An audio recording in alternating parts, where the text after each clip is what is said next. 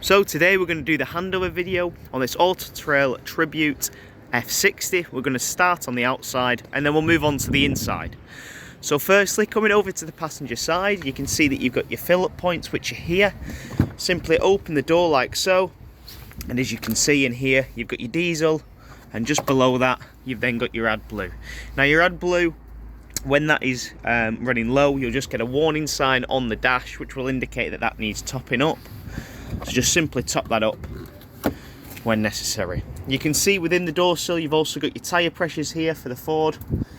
And unlike your Fiat, to unhitch the bonnet and open this up, you'll need the key. Your key simply slots into the front here, and it's the main ignition key that you need to use. Simply slot that into there, turn it to the left, and then turn it to the right to unhatch, and then you can lift up the bonnet.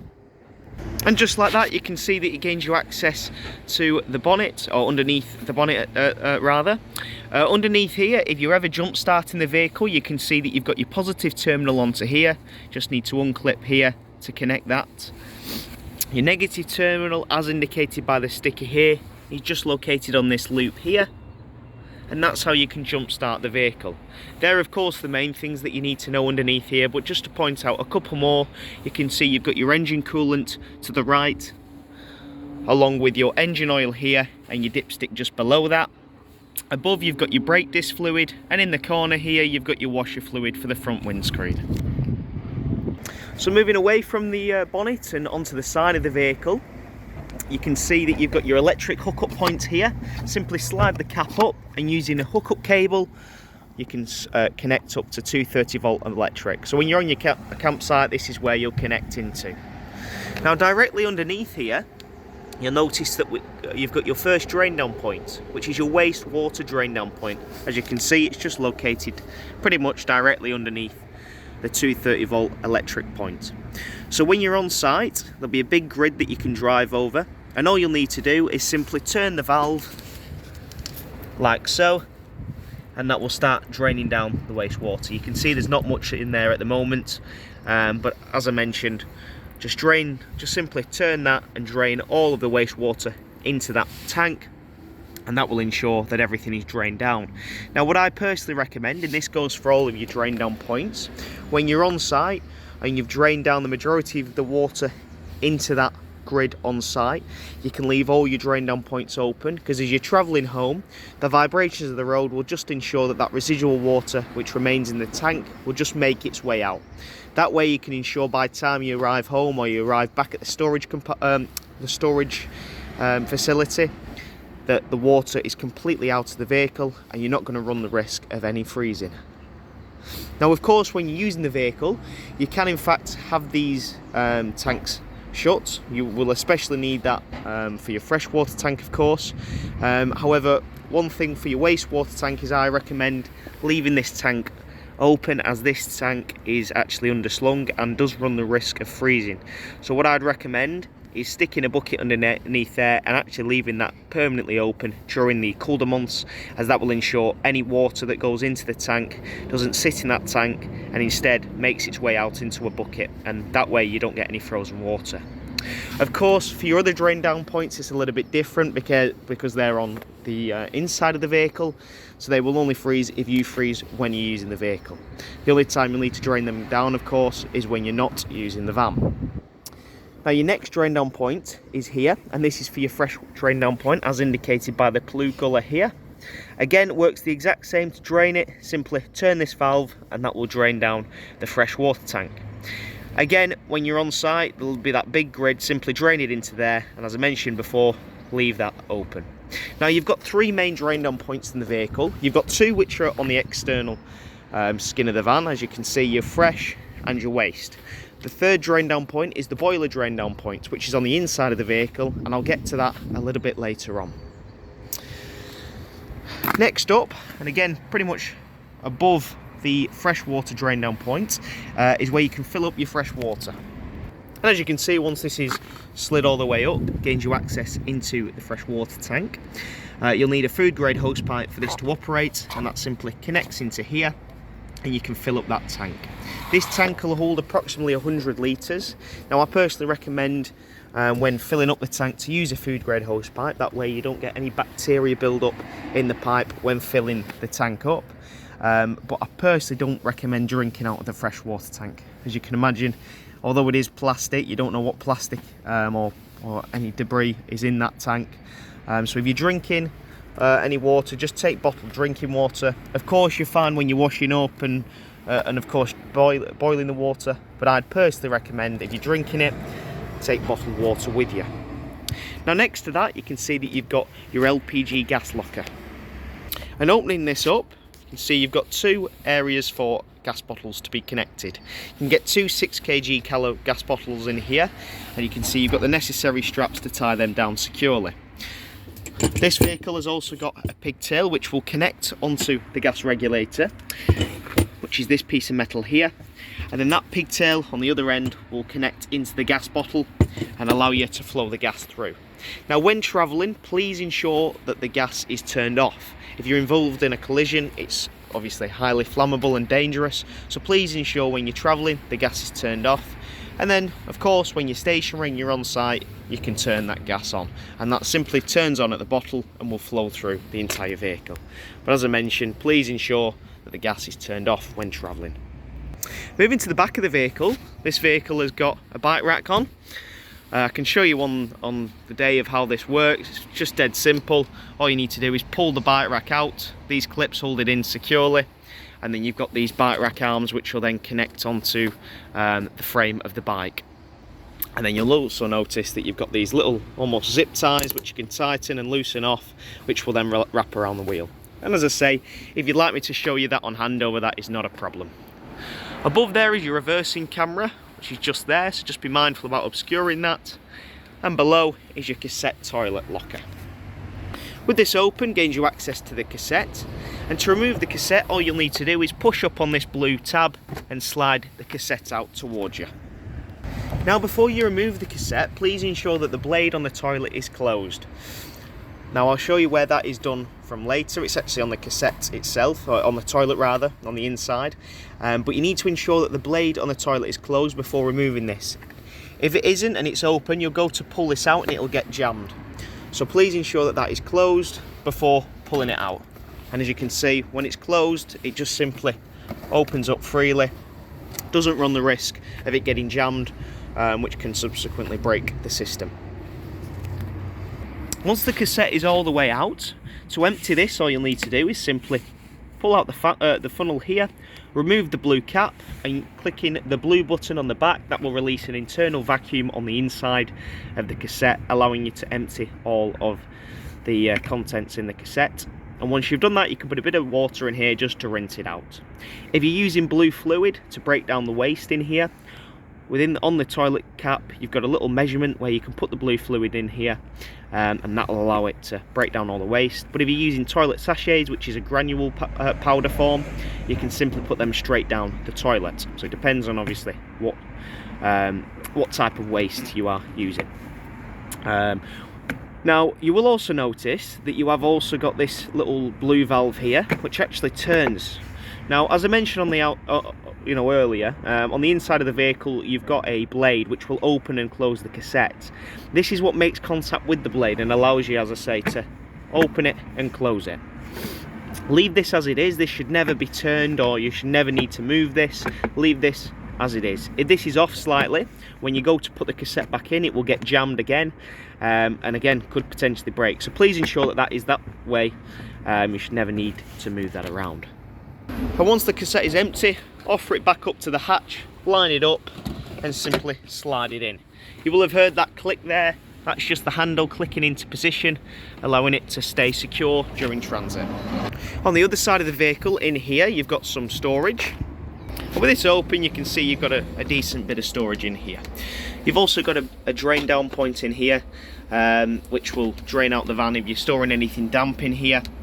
And you can see with this vehicle, there is a 230 volt cable already supplied with it, along with some of your cab carpets and carpets for the vehicle itself. Next up to the storage locker, you've actually got this vent here. Slide this up, and this is for an external barbecue point. So of course you'll need to ensure that your LPG gas is turned on at the bottle for this to operate. And then to operate this, all you'll need to do is get a Jubilee clip rather, which will fasten on to a piece of rubber pipe, which will then connect to a bayonet fitting. The bayonet fitting will slot into there, and of course that will then allow you to connect it to your barbecue and simply turn this to allow the gas to flow through. So it's dead simple and dead easy. Next up is your fridge vents. Now bear in mind, this is where the fridge pulls all of its air from. So if it is a hot day especially, what I'd recommend is try and keep this area under shade. If you can, pull the awning out or turn the vehicle away from the sun, as that will allow the fridge just to work a little bit more efficiently. You can also buy winter covers for these, which just simply slots behind these vents for when you're storing the vehicle. You'll also notice you've got a little light up at the above here. I've not turned it on at the moment, but that's your little door light. And above that, as I briefly mentioned, you've also got your awning. This is a Fiamma awning, and I'll send you a video showing you how that operates. It's a little bit difficult as I've only got one hand to film this video now, so I'll send you a separate video showing you how that awning operates. It's dead easy. Now, one thing to remember with the awning, if it is a really windy day or there's a breeze in the air, please take the awning in, don't use it, because as you can appreciate, it's like having a massive sail on the side of the vehicle. So if you do get a bit of wind underneath it, it could potentially rip the awning and tear it off from the van. One thing to mention as well is if it is raining, ideally, although it can be used in rain, when you do get a dry day, you do need to get that awning out and dry it out, because if it is stored in there wet for a prolonged period, it's going to decay the awning and lead to mould. Now, before we go on to the inside of the vehicle, I wanted just to show you this storage locker here. In the storage locker, we've got your paperwork here. We've also got your jack, but you've also got a couple of fuses which are linked to your leisure battery. Your leisure battery is actually located underneath here, so it's nice and accessible if you ever do need to change it. And also, as I say, provides a nice bit of storage should you need it. So that concludes the outside of the vehicle. We'll now move on to the inside. Okie dokie, so we're now on the inside of the vehicle.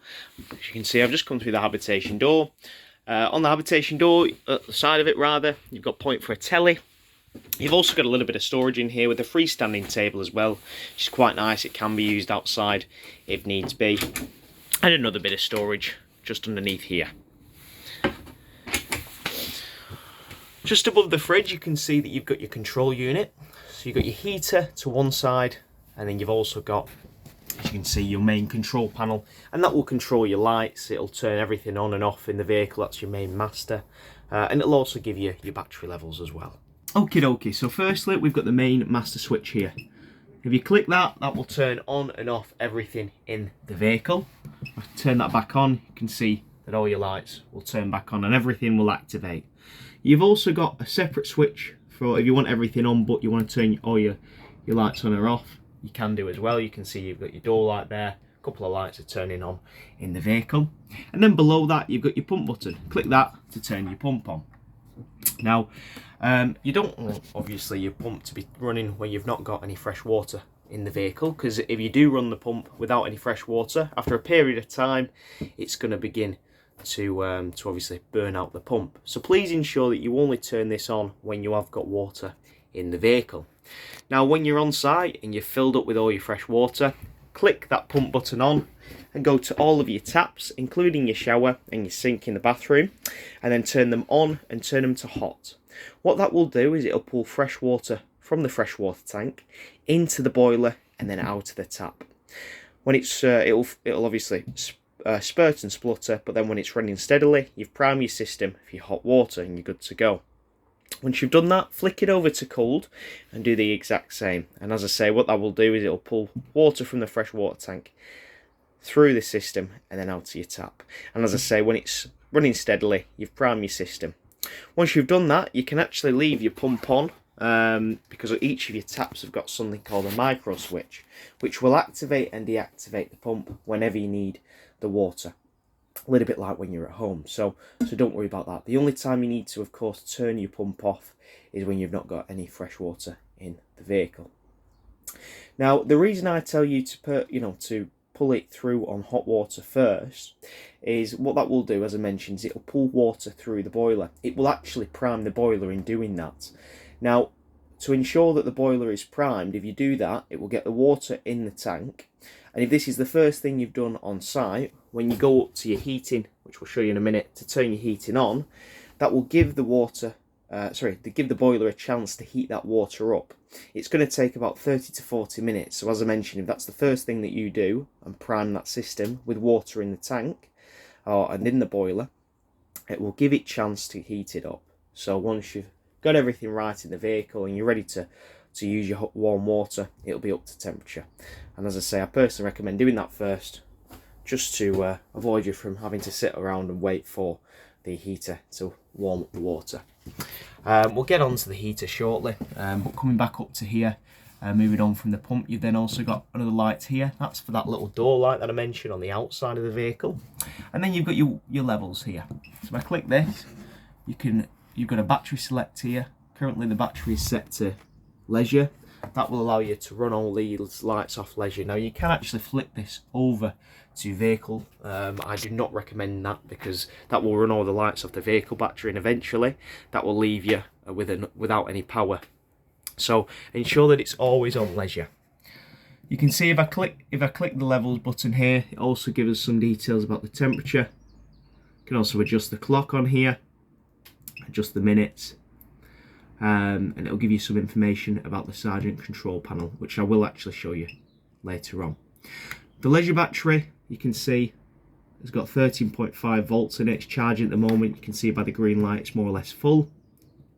Click that again, you've then got your vehicle battery, again pretty much full. And then you've got your wastewater tank, and for your waste and your fresh water. Your fresh water is currently at 75%, so we've got quite a bit of water in there, and your waste is reading 0% at the moment. And all you've got to do is just keep on tapping that button to flick through the options of what you want to see. Below that as well, you've got the option of flicking back and forth should you want to, using that arrow. So moving on to the wheel heater rather, this will control the heating for the vehicle itself and also the heating for the water temperature. So firstly, up at the top you can see that you've got a button here that will allow you to select through the options when wanting to heat the water. So firstly, you've got a frost protection option here. If I click that, just one second, we'll go through them here. So you've got a frost protection option here, so if you're using the vehicle in colder climates you can select this. But then to actually operate the heating, to turn this on, because this is really just heating the tank, all you've got to do is click again. You've got the option of 1 kilowatt electric or 2 kilowatt electric. Them little squiggly lines just indicate that they're on electric. If you want to run it off gas, you can do that just by selecting that again. But if you want to run it off gas and electric, simply click that, and you can see you've got the option of running it off gas and 1 kilowatt electric. Or if I click it again, you can run it off gas or 2 kilowatt electric. So it really depends on the option and your scenario. If you're on site, more than likely you'll run this off 230 volt electric and you'll have it on 2 kilowatt electric. However, certain sites won't provide you with as much power as others, especially when you're going abroad, so you may be forced to run it off gas or a mixture of 1 kilowatt electric and gas. Now what I personally recommend, if it is especially cold, to run the heating firstly off gas and then maybe switch it to a mixture of gas and electric. That will just allow it to get up to temperature a lot quicker. The same thing goes for the heating as well. So that's for the water heating. Below is also the vehicle heating. Very similar, you can run it either off gas, 2 kilowatt electric or gas, or purely 1 kilowatt electric or 2 kilowatt electric, depending on the option. You can see the next one over, you can also increase the power on the electric, so you could run it off 3 kilowatt electric if you are supplied with that amount on the site. Flick it through, again, gas 2 kilowatt electric, or just off. You then also got the plus and minus button here, so you can plus and minus the temperature of what you want the controls to be outputting. More often than not, you'll have this on full blast, but you can of course, change that on there. Now, if you are to get a fault code on here, obviously you can speak to us and let us know of the fault code. We'll try and advise. But if you do need to reset this panel for whatever reason, what tends to happen is if, say for example, you try and run the heating off gas, say for example, and you've not got any gas in the vehicle, this system will lock up because it's protecting its system. You'll get a little error here, which will be in the form of a red light, and that'll be a little exclamation mark. And once you've got that, to reset it and unlock it, you'll need to hold this button here and hold the minus button here. Hold that in for about 10 seconds or so, and that will completely reset the panel. So just bear that in mind. Just always, if you can, make sure that you don't get into that situation and you select the correct fuel. But say for example, as I mentioned, if I was to run that off gas now, I will get that an error code and it will lock up on me, just because it's protecting the system, as I've no gas to fuel the actual heater itself. Now below that, you've then got your bed key. You'll need a little key that slots into here to activate the bed, and this is for the bed control, which will allow you to drop the bed.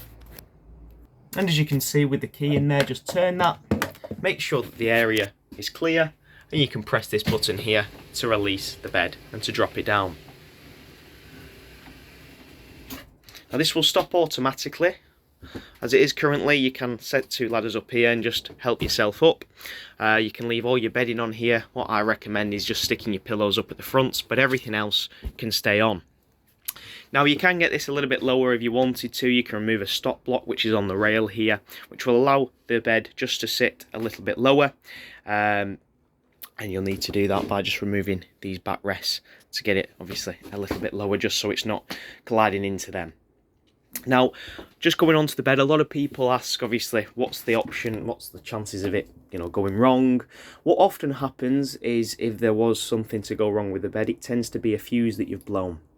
So what I'd recommend is take a spare bag of fuses with you, just to ensure that if anything was to happen, you can simply replace that fuse. The fuses are located underneath this bench seat here, which I'll show you later on. And then, as I say, worst case scenario, you can simply replace that fuse.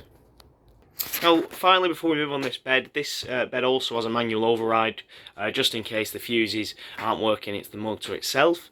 To access the manual override, as you can see, there's just a little hole just below the locker here. You'll have a little manual,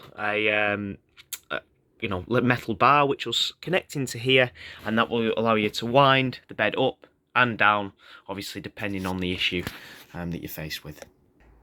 Okie dokie, so below the bed, you've got your front lounge. We've got 2 bench seats here. We've spoken about underneath here, you've got a little bit of storage. You've also got a little bit of storage underneath here.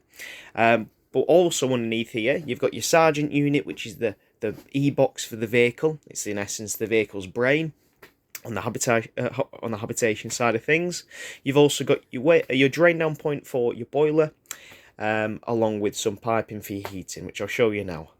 And as you can see, through removing the cushions, I've just removed these slats here. This gains you access underneath the bench seat. So as I mentioned, you've got a little bit of storage here along with some of the heater pipes.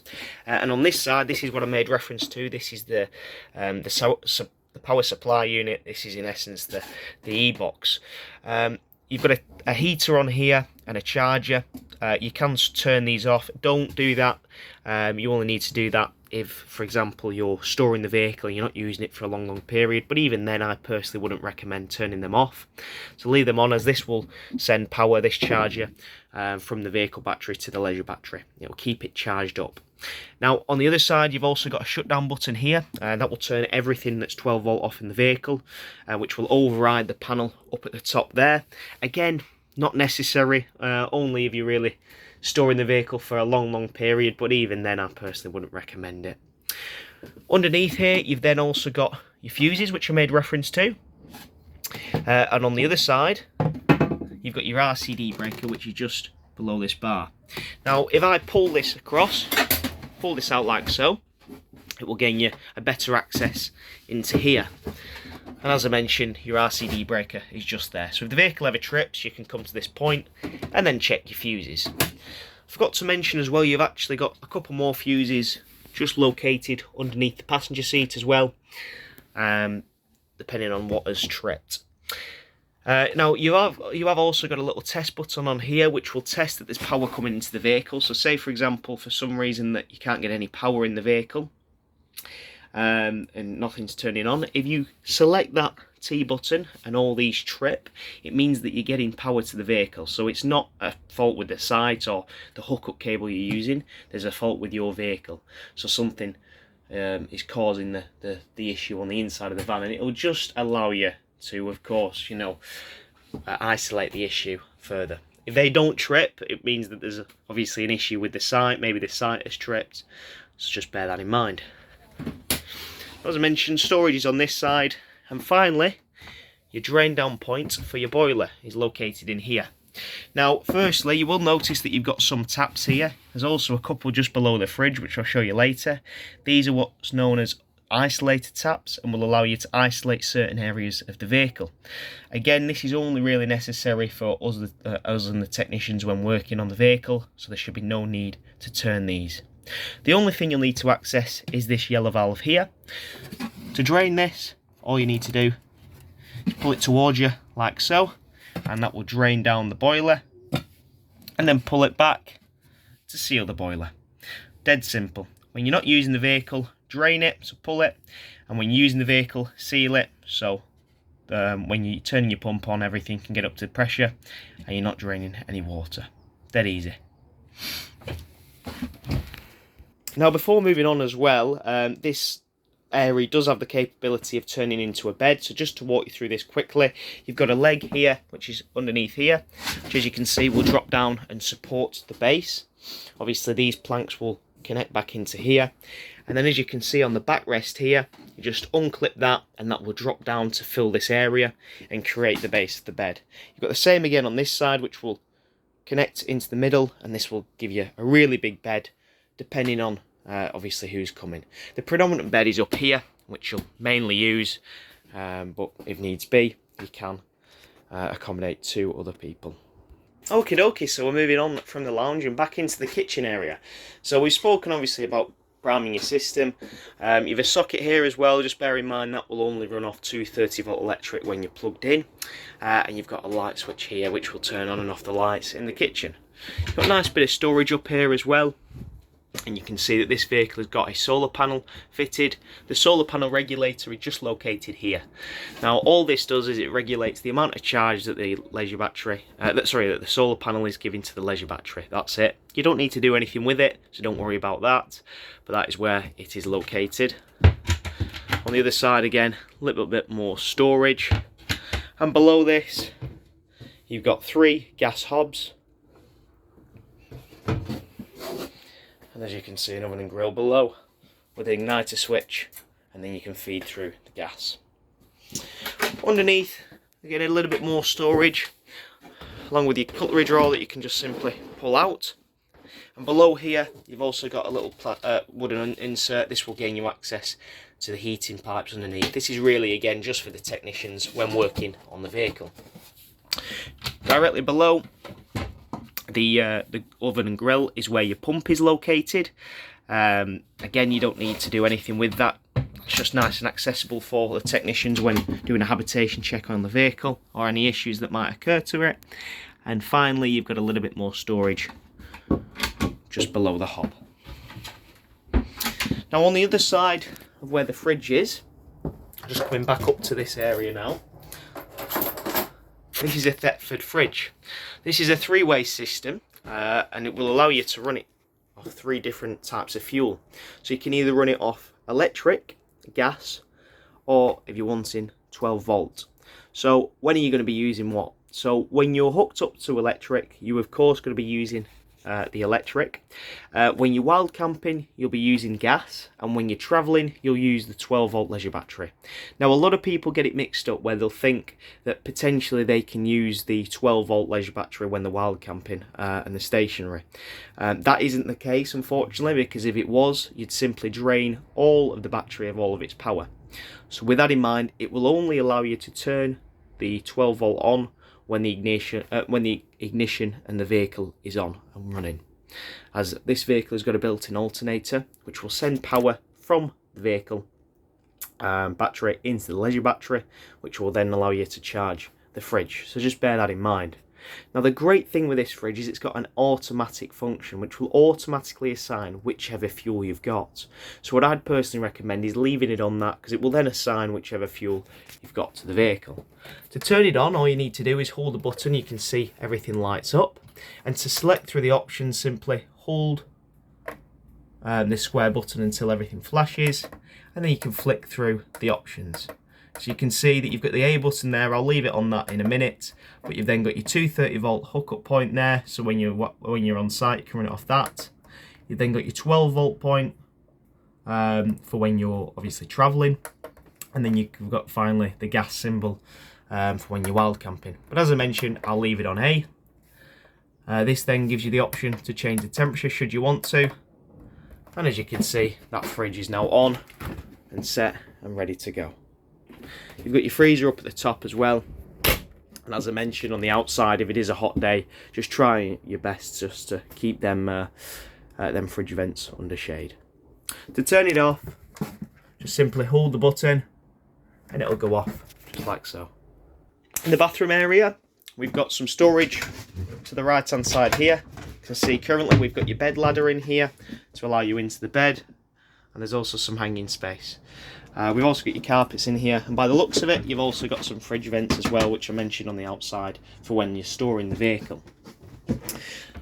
There's a fire extinguisher here, and just above, you've also got an aerial on this vehicle, which is a max view aerial. Now you can leave this on. There's a little switch here which will turn it on and off, but you might as well leave it on. That will turn off automatically when you turn the panel off from the point. And then you've got a little dial on here, just up there, where you can change the range of the aerial if it is struggling to tune in.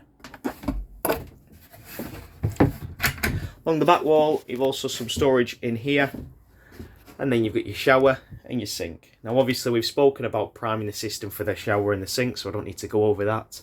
But just with the shower, just be mindful about storing anything on here. You don't want anything to potentially crack the shower bay, so please bear that in mind. And then finally underneath is obviously where your cassette toilet is. So this actually does swivel, so you can get yourself comfy. Now, then what I mentioned on the outside is that blade. So you need to ensure that the blade is closed before removing that cassette. The blade is here, which is this little piece of plastic there. Pull it towards you to open it, pull it away from you to close it. So if you are, for example, using the cassette, open it up so all the waste can drop into the cassette, and once you've done that, click the blue button up at the top there. That will activate the flush, and that will flush the entire cassette. Once you've done that, you can then close the cassette and close the blade. You do that for two reasons. One reason is it of course stops any odours from escaping, but two, it also gets you into the habit of having that closed, so when you come to remove the cassette, it doesn't get jammed. You've also got a little indicator here. At the moment, when it's showing red, it needs to be emptied. Currently we've got some water in there just sterilising the system, hence why it's reading red. But when that reads red, typically it shows that it's full of waste, so you'll need to empty that. And finally, this button here, which will activate your flush, please bear in mind you will need your pump on for that to operate to flush the entire system. So before we wrap up for today, I wanted to just show you that on all your windows, you've got the option of opening them, just like so, and then push the window out, and using the black knobs on the side, you can just tighten them into position, and that will allow the window to stay open. You can also have these windows on venting should you want to, for when you're out. It'll just allow a little bit of airflow through the vehicle, but when travelling, please ensure that these are pulled all the way back and tightened into position like so, just to ensure that no wind gets underneath there. Same goes for your skylight at the front and your skylights throughout the vehicle, to ensure no wind gets underneath, which could potentially pull away and rip the window off the vehicle.